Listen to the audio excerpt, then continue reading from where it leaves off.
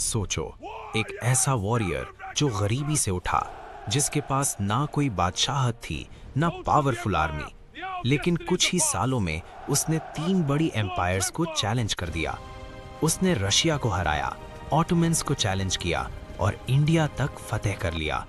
और उसका नाम इतना खौफनाक था कि दुश्मन उससे कहते थे द स्वॉर्ड ऑफ पर्शिया। यह है कहानी नादिर शाह की, एक ऐसा कमांडर जिसे हिस्टोरियंस आज भी हिस्ट्री के ग्रेटेस्ट मिलिट्री जीनियसेस में शुमार करते हैं। 1688 के आसपास खुरासान के एक छोटे से इलाके में एक लड़का पैदा हुआ। उसका नाम था नादिर। उसका बचपन बिल्कुल आसान नहीं था। उसकी पैदाइश गरीब घराने में हुई और उसके वालिद एक सिंपल शेपर्ड थे। जब नादिर अभी छोटा ही था तब उसके वालिद का इंतकाल हो गया। इसके बाद उसकी जिंदगी और मुश्किल हो गई। कुछ रिवायात के मुताबिक नादिर और उसकी मां को एक वक्त पर स्लेव्स तक बना लिया गया था, लेकिन नादिर में एक चीज थी जो उसे बाकी लोगों से अलग बनाती थी, उसकी हिम्मत। जवानी तक आते आते नादिर एक एक्सपर्ट हॉर्स राइडर और स्वॉर्ड्समैन बन चुका था। उसने छोटी छोटी ट्राइबल आर्मीज ज्वाइन की और धीरे धीरे एक पावरफुल फाइटर बन गया। उस वक्त पर्शिया एक बड़े क्राइसिस से गुजर रहा था। पुरानी सफविद एम्पायर ऑलमोस्ट कोलैप्स हो चुकी थी और अफगान फोर्सेस ने कैपिटल इस्फहान पर कब्जा कर लिया था। पर्शिया ऑलमोस्ट टूट चुका था, लेकिन इसी केओस के दरमियान एक नया वॉरियर उभर रहा था, नादिर। नादिर ने एक छोटी आर्मी बनाई और अफगान फोर्सेस के खिलाफ जंग शुरू की। उसकी स्ट्रैटेजी बहुत यूनिक थी। वो बैटलफील्ड पर स्पीड, सरप्राइज और डिसिप्लिन का यूज करता था। एक के बाद एक बैटल्स में उसने अफगान आर्मीज को हरा दिया। आखिरकार नादिर शाह ने अफगान रूलर्स को डिफीट करके पर्शिया को वापस आजाद करा लिया। इस विक्ट्री के बाद नादिर पर्शिया का सबसे पावरफुल जनरल बन गया। 1736 में नादिर ने एक बड़ा डिसीजन लिया। उसने खुद को पर्शिया का रूलर डिक्लेयर कर दिया और इस तरह एफशरिद एम्पायर की शुरुआत हुई। अब नादिर सिर्फ एक जनरल नहीं था, वो पर्शिया का शाह बन चुका था और उसकी एम्बिशंस अब और भी बड़ी हो गई थीं। Wars against great empires. Nadir Shah ने अपनी एम्पायर को एक्सपैंड करना शुरू किया।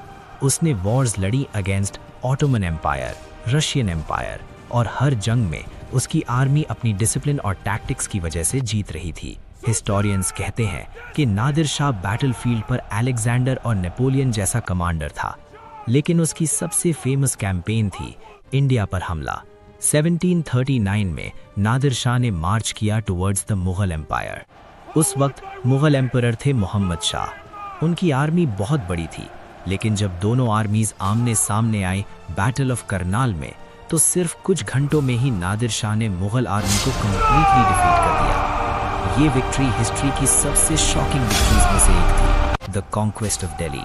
जंग के बाद नादिर शाह मार्च किया दिल्ली की तरफ। उस वक्त दिल्ली दुनिया के सबसे रिच शहरों में से एक था और यहाँ से नादिर शाह ने हासिल किया लेजेंडरी पीकॉक थ्रोन और दुनिया का मशहूर हीरा कोह-ए-नूर। ये ट्रेजर इतना ज्यादा था कि पर्शिया की इकोनॉमी सालों तक स्ट्रांग रही, लेकिन वक्त के साथ नादिर शाह और ज्यादा रूथलेस और सस्पिशियस होता गया। उसने अपने जनरल्स और एडवाइजर्स पर भी ट्रस्ट करना बंद कर दिया। कई लोगों को उसने ब्रूटल पनिशमेंट्स दी और धीरे धीरे उसके खिलाफ कॉन्स्पिरेसी शुरू हो गईं। 1747 में एक रात नादिर शाह अपने कैंप में सो रहा था। इसी वक्त उस पर उसके अपने ही ऑफिसर्स ने हमला कर दिया और उसे असैसिनेट कर दिया गया। इस तरह खत्म हुई एक ऐसे कॉन्करर की कहानी जो कभी बैटलफील्ड पर ऑलमोस्ट अनबीटेबल था। आज भी हिस्टोरियंस कहते हैं कि नादिर शाह हिस्ट्री के ग्रेटेस्ट मिलिट्री कमांडर्स में से एक था। उसकी कैंपेन्स ने मिडिल ईस्ट और साउथ एशिया की पॉलिटिक्स को हमेशा के लिए बदल दिया और उसका नाम आज भी याद किया जाता है as one of the most powerful conquerors the world has ever seen. अगर आपको हिस्ट्री के ऐसे पावरफुल वॉरियर्स और एम्परर्स की स्टोरीज पसंद हैं, तो चैनल को सब्सक्राइब जरूर करें।